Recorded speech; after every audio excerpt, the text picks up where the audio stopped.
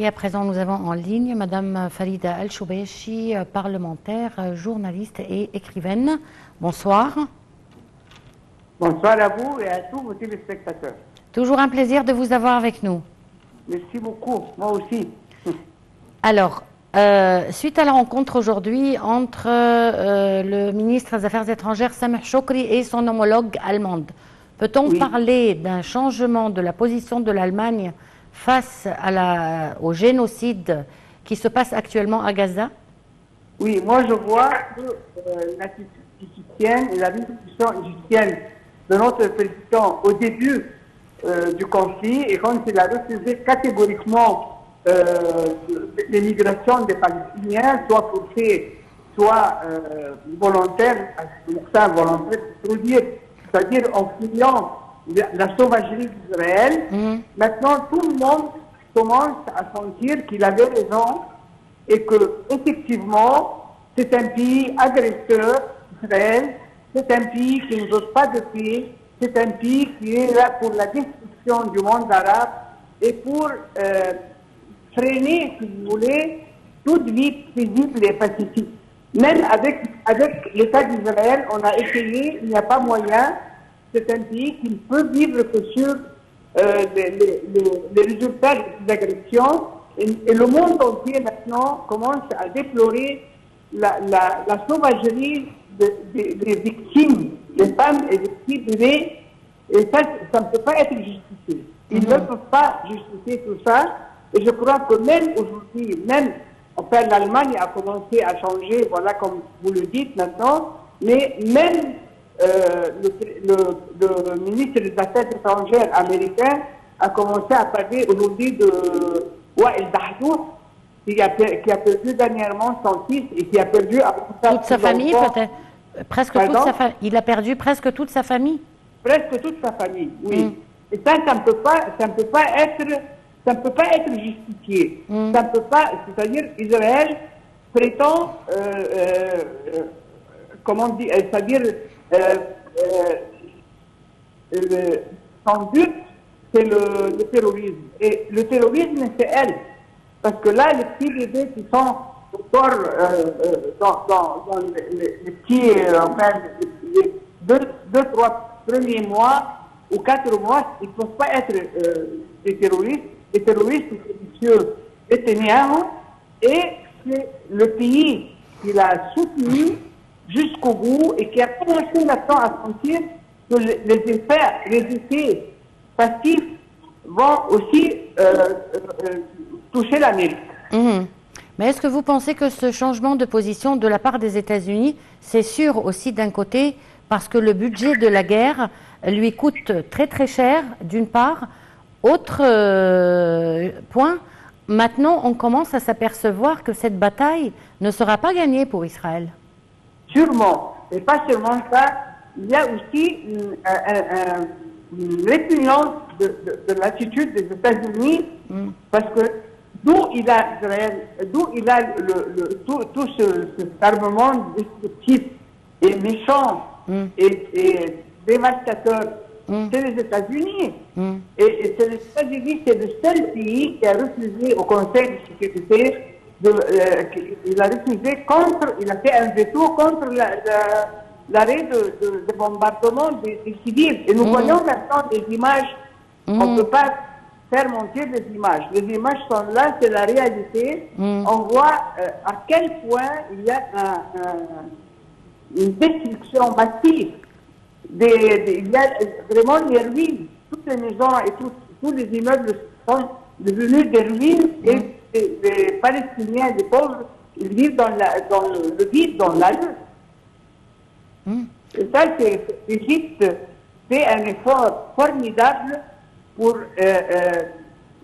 faire valoir son point de vue que Israël est terroriste et que les Palestiniens, ça c'est leur patrie. Parce que même l'Égypte a accueilli beaucoup de frères arabes qui ont eu des difficultés dans leur pays, mais qui sont, au moment où leur pays revient dans l'état normal, ils ont le droit de regagner le pays. Mais alors que l'Israël, quand il chasse des Palestiniens depuis 1948, il y a des Palestiniens qui espéraient retrouver leur maison. Ça n'a jamais réussi parce que Israël est là pour ravager. C'est tout. Les deux ministres aujourd'hui, ils ont parlé d'un cessez-le-feu. Est-ce que si un nouveau cessez-le-feu prend place, est-ce que vous pensez que ce soit en faveur de la population de Gaza, ou bien ça permettrait à Israël de prendre son souffle et de frapper à nouveau encore plus fort? Ça dépend alors de l'attitude du monde entier, de l'attitude internationale, parce qu'il faut que Israël soit puni et soit arrêté par force même, si c'est possible, parce que c'est pas, M. Netanyahou n'est pas le dirigeant de la planète. C'est pas possible. Vous pensez que le procès de l'Afrique du Sud à l'encontre d'Israël pourrait avoir un résultat? Je pense, et je suis très optimiste, parce qu'il y a deux pays africains maintenant qui se sont joints à l'Afrique du Sud, mais je ne me souviens pas très bien qui sont, et ça va comme l'attitude égyptienne a aussi récolté, semé le bienfait de la décision du président, aussi cette attitude-là va être bénéfique à long terme. Et que risquerait à ce moment-là Israël? Israël a écrit, elle-même, cet État même, a écrit la première page de sa disparition. Parce que c'est un pays basé sur le fanatisme et sur un grand mensonge, comme quoi la Palestine, c'est le pays des Juifs. Tous les Juifs qui étaient en Palestine, ce sont nos grands ancêtres. Parce que les Palestiniens juifs, il y en a une partie qui s'est convertie au christianisme, et puis une autre partie qui s'est convertie à l'islam. Oui. Alors là, on est chassé parce qu'on a changé de religion, c'est pas possible. Mais les Ashkénazes, par exemple, n'ont pas les traits palestiniens. Ce sont des Européens qui ont adopté la religion juive, mais il y a des millénaires, enfin des centaines, je veux dire plus de 1000 ans depuis depuis le christianisme. Netanyahou n'est pas seulement poursuivi en justice en dehors d'Israël, mais il est poursuivi en justice en Israël même. Évidemment. Donc, quelle est la situation interne maintenant en Israël? Israël, maintenant, je crois qu'il y a une prise de conscience et on a commencé à entendre la voix de les opposants israéliens et les Israéliens, beaucoup d'Israéliens n'acceptent pas ce que Netanyahou fait. Parce que Netanyahou, maintenant, mobilise le monde entier, enfin, ou bien veut que le monde entier prenne sa part à lui parce qu'il veut rester Premier ministre. Et il ne veut pas être jugé pour ses crimes. Mais vous pensez qu'il a des chances de rester dans ce poste? Je ne pense pas, non. Et concernant... Parce que du jour au lendemain, tout le temps, si vous remarquez, tout le temps, il perd beaucoup de ses... Comment dire? De sa popularité? Voilà. Bon, et concernant les aides humanitaires et les organisations internationales comme le Croissant Rouge, par exemple, international, comment est-ce qu'ils acceptent ce retard qu'Israël cause à l'arrivée des aides humanitaires aux Palestiniens, surtout en l'absence d'hôpitaux, dans des conditions de vie très difficiles, avec le froid, avec l'absence d'eau et d'électricité, et de gaz. Et de gaz, ils n'ont plus rien. Mais ils vont finir par se plier. Parce que si le monde entier est contre eux, et même les États-Unis ont commencé maintenant à sentir que les effets, comment dire, très malheureux, maintenant, ils commencent à toucher les États-Unis même. Alors, tous les gens veulent se laver les mains des atrocités de Netanyahou. Et je crois que, parce que la cause palestinienne est une cause juste. Il n'y a pas dans l'histoire de l'humanité des gens qui sont venus de tous les pays du monde et qui prétendent être, de toute façon, c'est des sionistes, parce que des juifs, il y a beaucoup de juifs qui ont fait des manifestations contre ce que Netanyahou fait Oui. dans le monde entier. Oui.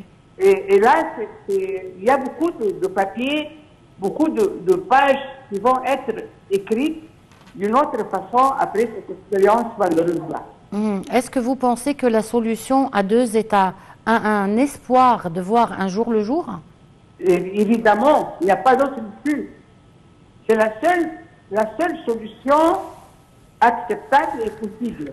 Parce qu'on ne peut pas défendre, interdire à un peuple de choisir sa vie, de choisir son pays et d'avoir son État. Ça, c'est une invention sioniste. Et quel est l'obstacle majeur face à cette solution? C'est la présence de Netanyahou au pouvoir? Non, c'est l'attitude des États-Unis. Depuis le début. Et est-ce que vous pensez que les États-Unis maintenant peuvent fléchir?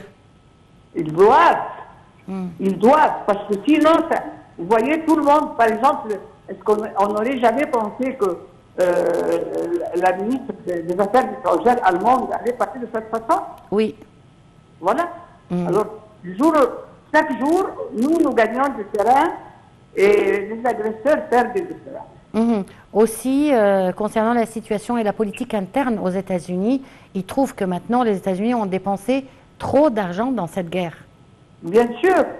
Et il y a une chose qui m'étonne beaucoup, c'est que les États-Unis n'ont jamais participé à installer la paix dans n'importe quel coin du monde. Que des armes, que de l'armement, que des agressions, que des bombes. C'est incroyable. C'est incroyable. Et j'espère que cette page-là, qui est en train de s'écrire maintenant, et qui a commencé par l'attitude, évidemment, par comment dire, la solidarité des Palestiniens, mais aussi de la prise de position égyptienne qui a absolument refusé le départ des Palestiniens de leur pays. Ça, c'est vraiment quelque chose qui instaure maintenant un nouveau chapitre dans le monde. On l'espère vivement. Madame Farida Choubechi, c'est toujours un plaisir de vous avoir avec nous. Merci pour cette intervention. Une petite pause et on se retrouve tout de suite après.